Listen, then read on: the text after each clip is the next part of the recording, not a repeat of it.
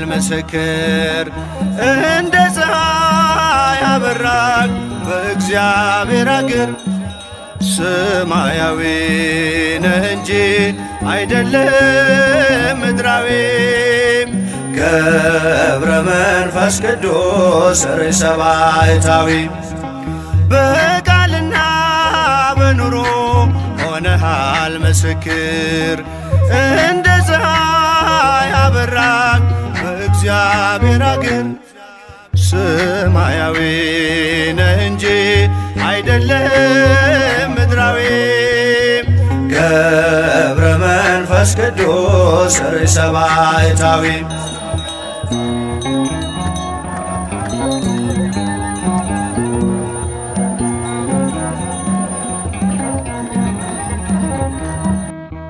በስሙ ለሚያምኑት አማላጅ ሆነሃል በጸሎትህም ኃይል። በስመ አብ ወወልድ ወመንፈስ ቅዱስ አሐዱ አምላክ። የተባረክ እግዚአብሔር አምላከ እስራኤል ዘተሳሃለነ ወገብረ መድኃኒተ ለሕዝበ እዚያሁ ለወገኖቹ መድኃኒትን ያደረገ የአባቶቻችን የእስራኤል ዘሥጋ የእስራኤል ዘነፍስ አምላካቸው አምላካችን እግዚአብሔር ይክበር ይመስገንና የተወደዳችሁ ሊቃውንተ ቤተ ክርስቲያን የአብነት መምህራን ያሬዳውያን የመጻሕፍት መምህራን ሁላችሁም የቤተ ክርስቲያን መብራቶች ዲያቆናት መጋቢያነ ሕይወት ቀሳውስት በልዑል እግዚአብሔር ፍጹም ሰላምታ እንደምን ሰነበታችሁ? እንደምን አላችሁ?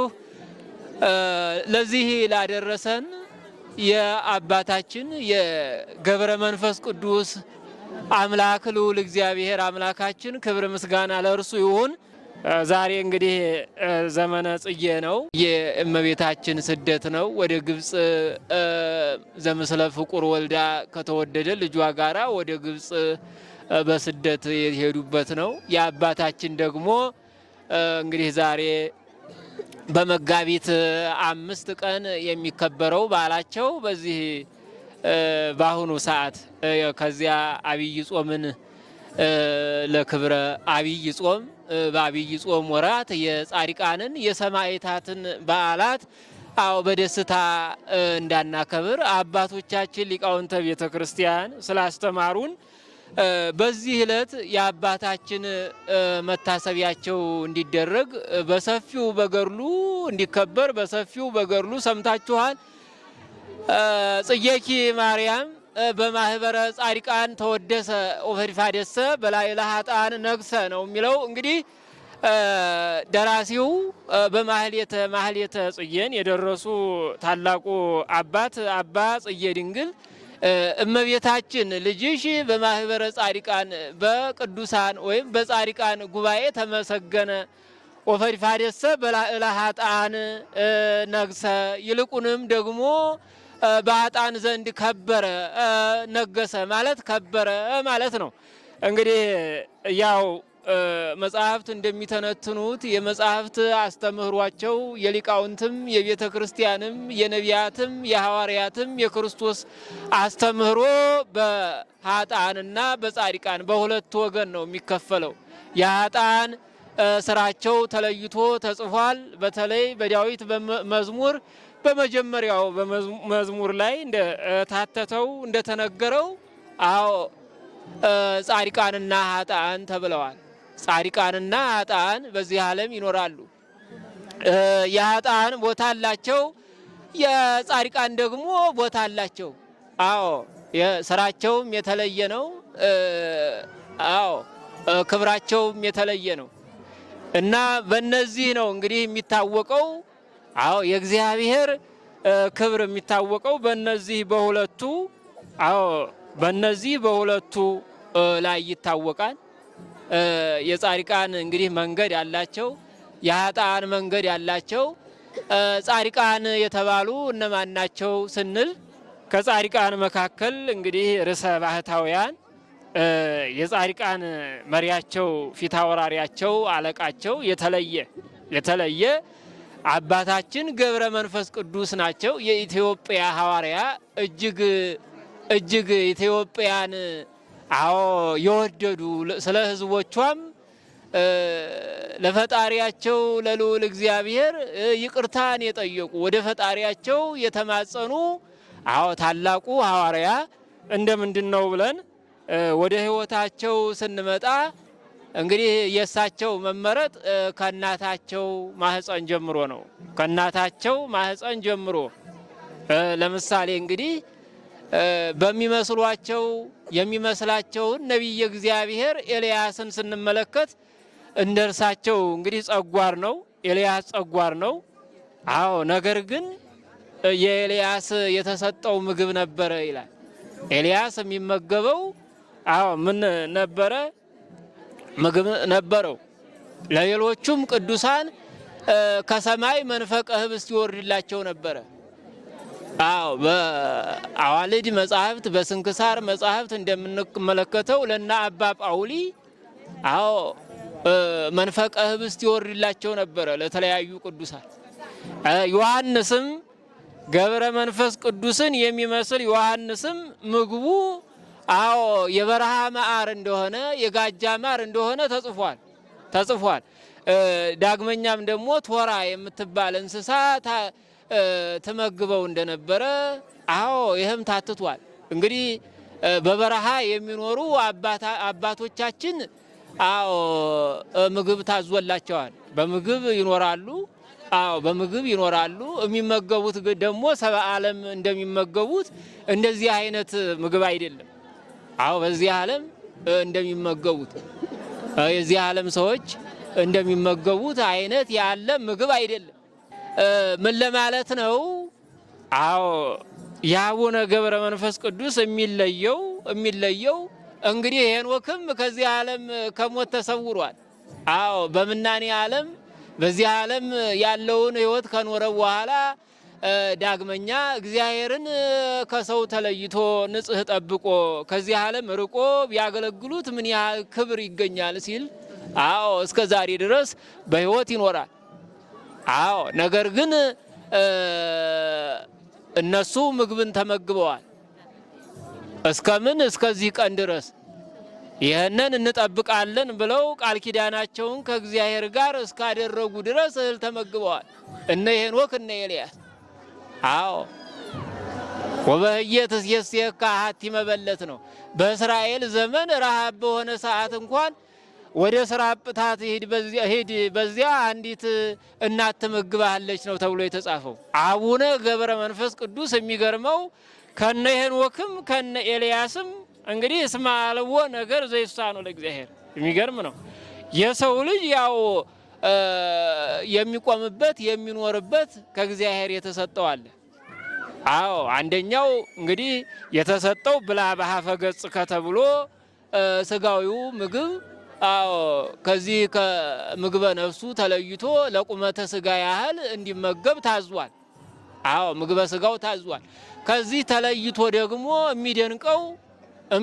የሚደንቀው በብሔረ ብፁዓንም ሳይሆን በብሔረ ሕያዋንም ሳይሆን በዚህ ዓለም እንደምን መኖር ነው የሚደንቀው? እንደ መላእክት እህልን ሳይመገቡ መኖር። እንግዲህ ይሄ ነው።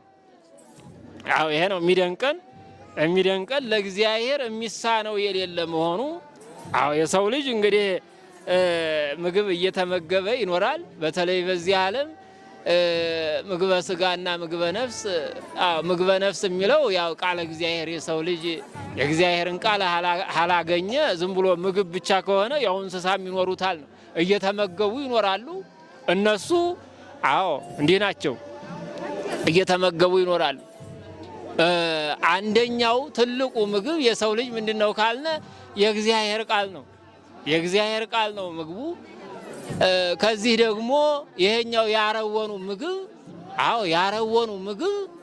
አዎ በዚህ ዓለም ለወዲያኛው ዓለም ዋዜማ ስለሆነ ይህ ዓለም እንግዲህ የወዲያኛው ዓለም ዋዜማ ነው። በዚህ ዓለም የማያልፍ የዘላለማዊ አዎ ዘላለማዊ የሆነ ምግብ ዘላለማዊ የሆነ ተድላ ደስታ አለ።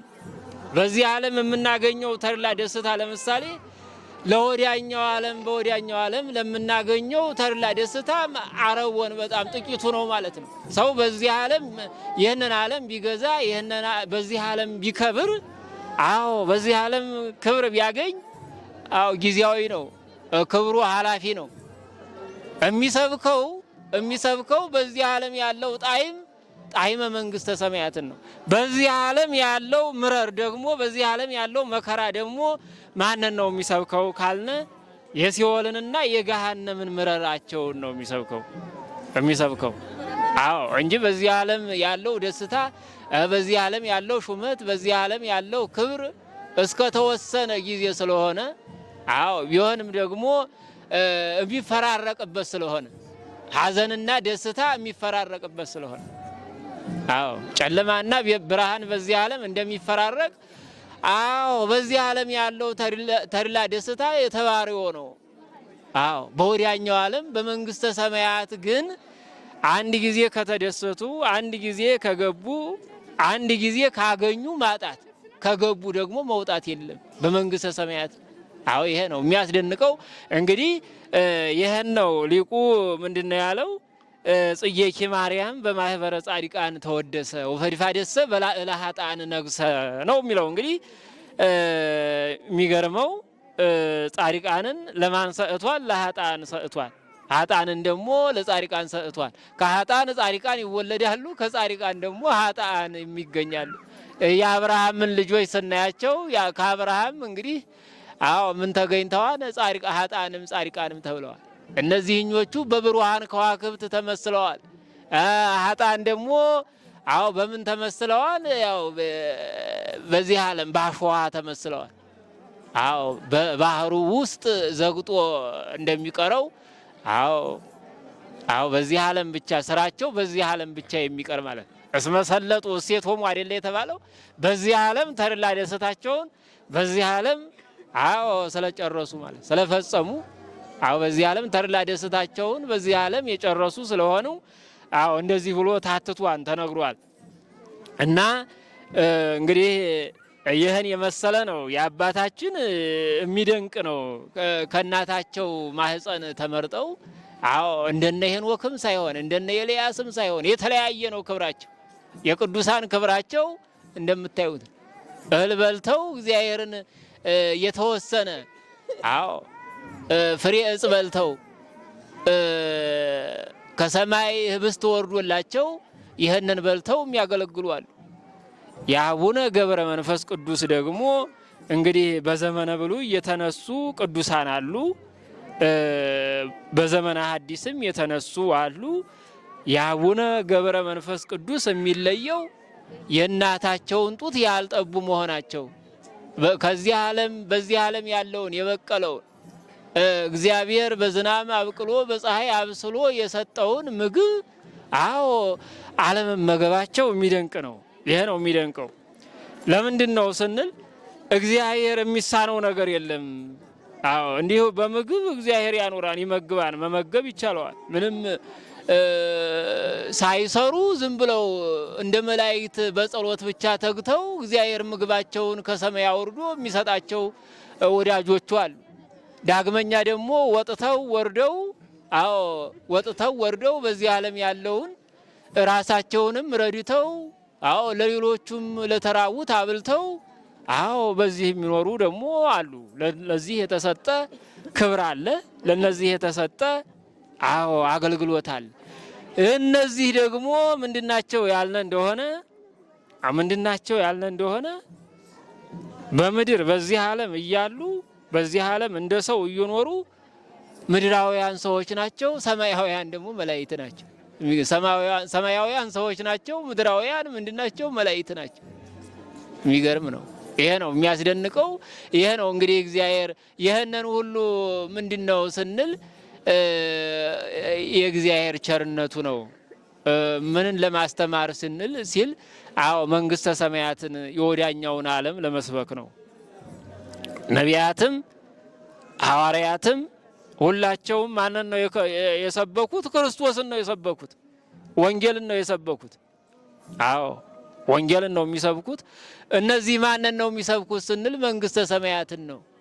የአቡነ ገብረ መንፈስ ቅዱስ ሕይወታቸው ምንድነው ካልነ አጠቃላይ የሰው ልጅ በመንግስተ ሰማያት የሚኖረውን ሕይወት እህል ሳይበላ ውሃ ሳይጠጣ እንዲሁ ሕያው እግዚአብሔርን ሕያዋን መላእክትን መስሎ የሚኖረው ለሚኖረው ለዚህ አምሳል ነው።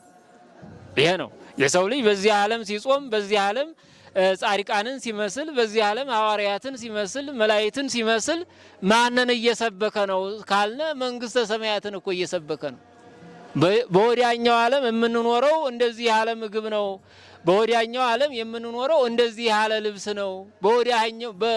በወዲያኛው ዓለም የምንኖረው እንደዚህ ሳንጥር ሳንግር ነው።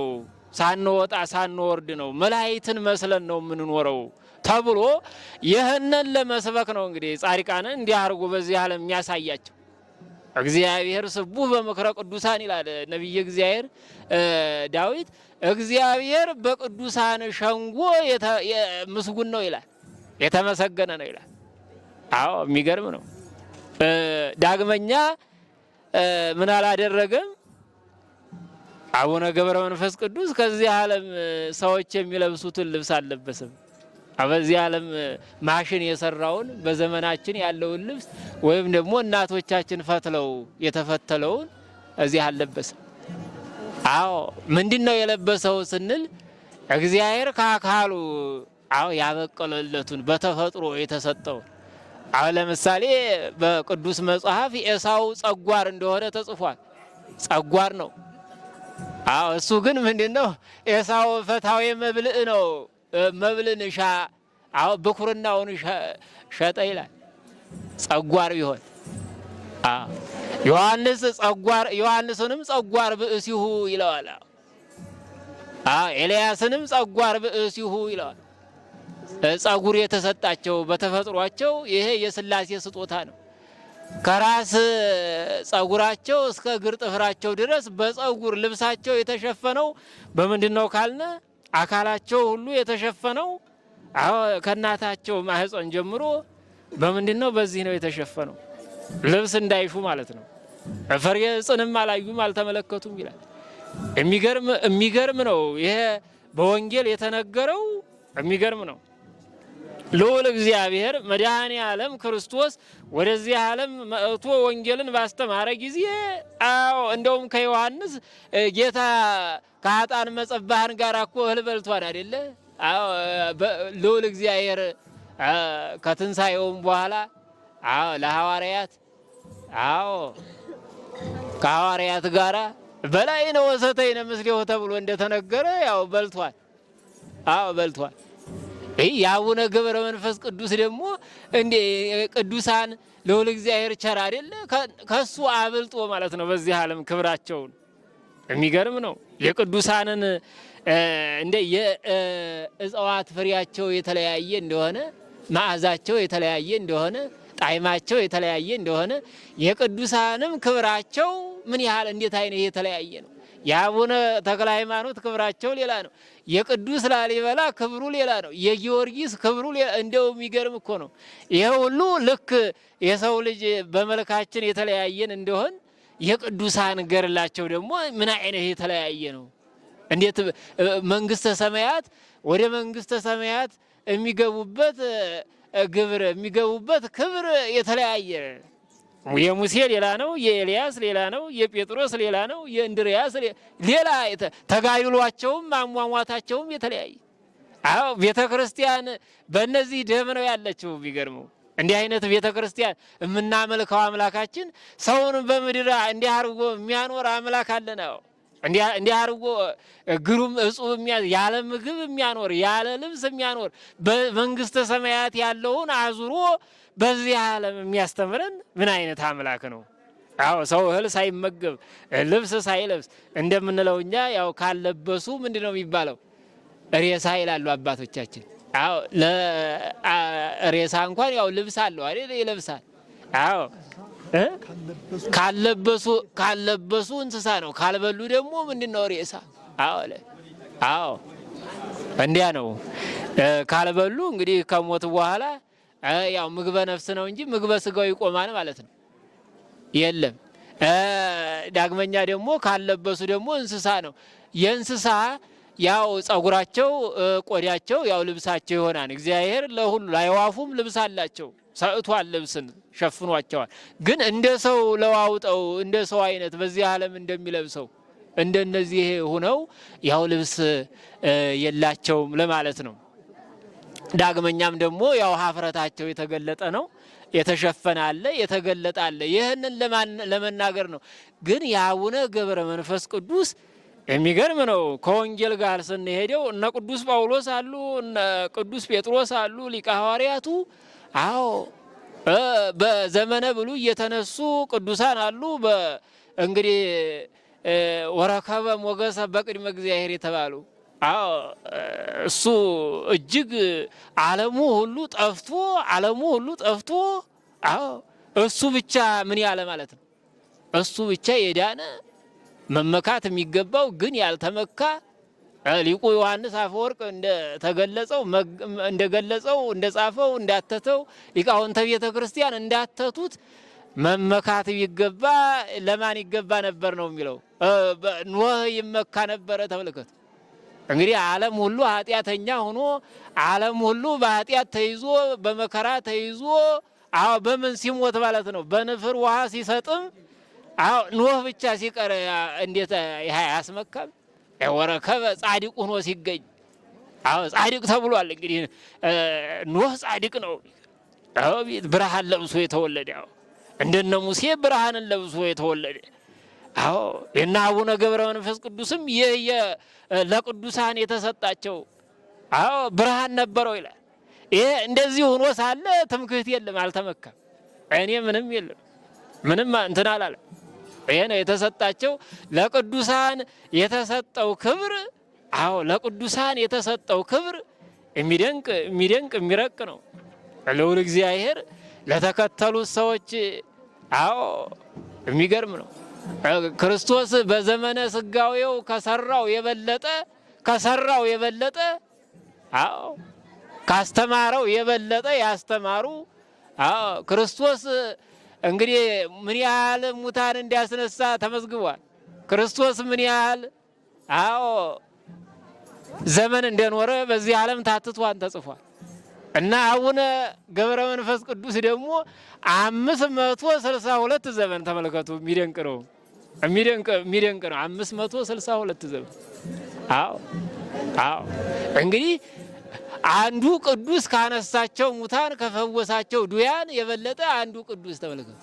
ኮከብም ኮከብ የኢየሱስ ክብሩ ነው ቢለው አዎ ከአንዱ ኮከብ የአንዱ ኮከብ ከአንዱ ክርስቲያን የአንዱ መጠነ ሃይማኖቱ የክብሩ መጠን የአገልግሎቱ መጠን በትህትናም ይሁን አዎ በማናቸውም ስራ አዎ ይሰጠዋል፣ ይበልጣል።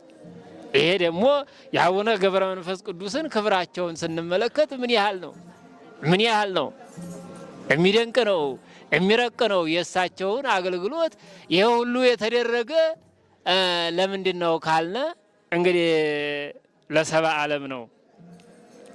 በዚህ ዓለም ለምንኖር አዎ ልንማር አሰራቸውን አዎ ፍለጋቸውን ልንከተል ነው ሃይማኖታችንን የምንረዳባቸው። እነዚህ ቅዱሳን ባይኖሩ ሰማዕታት ነቢያት ባይኖሩ አበው ባይኖሩ አዎ ሐዋርያት ባይኖሩ ሊቃውንት ባይኖሩ ጻድቃን ሰማዕታት ባይኖሩ እመቤታችን ባትኖር አዎ ዋጋ የለንም።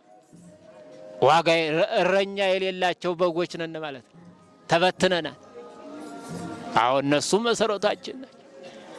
እነሱ ቅርንጫፎች አይደሉ? የወይኑ ግንድ ባለቤቱ ነው። እነሱ ደግሞ ምንድናቸው ካልነ ወደ ግንዱ የሚያደርሱ ነው። ባይጹቁ አዎ ወዴት መድረስ ይቻላል ማለት ነው? ወደ ግንዱ መድረስ ይቻላል። በእነሱ በኩል ልዑል እግዚአብሔርን ክርስቶስን እንለብሳለን፣ ክርስቶስን እናገኛለን። አዎ ክርስቶስን ይህን ያደረገ የእነዚህን ክብር የሚገልጸው ደግሞ ማን ነው? የቅዱሳንን ክብር የሚገልጽ ልዑል እግዚአብሔር ነው። ይሄ የእግዚአብሔር ቸርነት ነው። የእግዚአብሔር ቸርነት ቅዱሳንን ለእኛ ሲሰጠን በእነሱ እንድንሳብ ነው። አዎ ልዑል እግዚአብሔርማ ባህሪው ወይ ተገንቶ እጅግ ሩቅ ነው።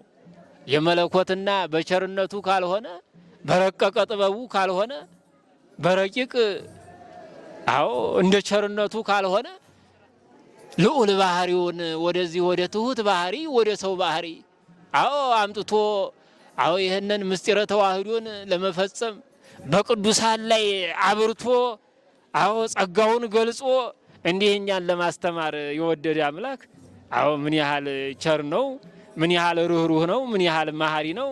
አዎ ምን ያህል ለፍጥረቱ አዛኝ ነው። አዎ እንደው እግዚአብሔር ለሰው ልጆች እንደሚያዝን የሰው ልጆች እርስ በርሳቸው የሚተዛዘኑ ቢሆኑ፣ እርስ በርሳቸው የሚከባበሩ ቢሆኑ፣ እርስ በርሳቸው አንተ ትብስ ብለው የሚኖሩ ቢሆኑ ምን ያህል መታደል ነበረ። ነገር ግን እንዲህ አልነበረም፣ አልሆነም። በዘመናችን የሚታየው አዎ ከነዚህ አሰር አዎ ይህንን ሁሉ ለእግዚአብሔር ብለው ለመንግስተ ሰማያት ብለው ለሰው ልጆች ብለው እና አቡነ ገብረ መንፈስ ቅዱስ ለኃጥአን ብለው ኃጥአንን ማርልን ብለው ይህንን ያህል ሲያዝኑ ለፍጥረቱ ሲያዝኑ እኛ በአሁኑ ሰዓት የማንተዛዘነው ለምን እንደሆነ አዎ ጊዜያችን የመከራው ድባብ አዎ እየታየን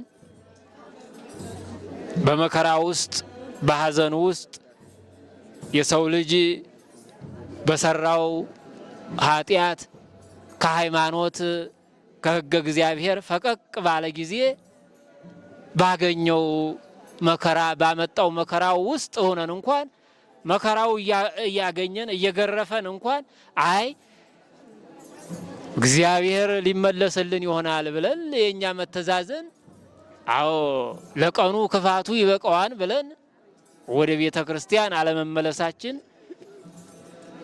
ወደ መተዛዘን አለመመለሳችን፣ ወደ ቤተ እግዚአብሔር አለመምጣታችን፣ በንስሐ ሕይወት አለመመላለሳችን አዎ እጅግ አሳሳቢ ነው።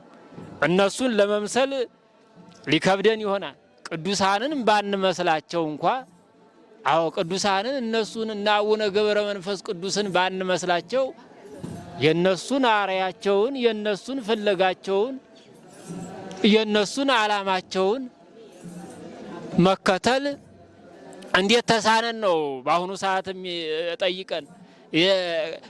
ሰማዕታት እንዴት እንደተጋደሉ፣ ጻድቃን ደግሞ በገዳም በበረሃ እንዴት እንደጸኑ ተምረናል። ቤተ ክርስቲያን ይኸው ሁል ጊዜ ትዘምራለች፣ ሁል ጊዜ ታስተምራለች።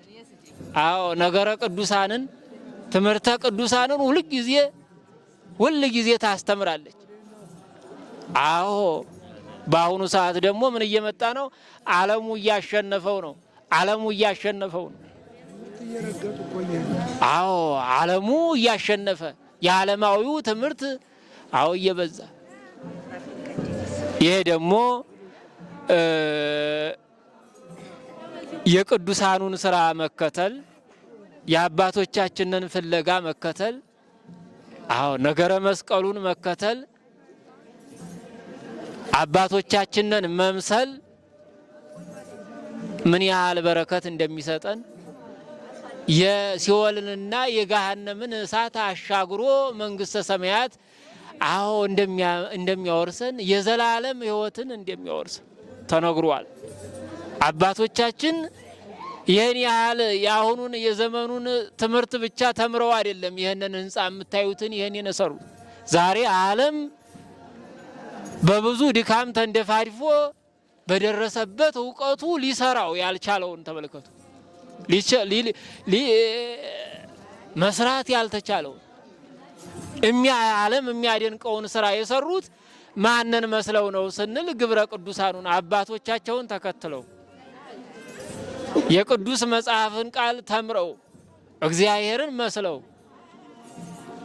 ቅዱሳንን መስለው እነሱን መስለው ነው። ይሄን እንግዲህ ዓለም መስራት ሊሰራው የማይችለው ከሰው አይምሮ በላይ የሆነውን ስራ ሊሰሩ የቻሉት ምን ሆኑ ማለት ነው?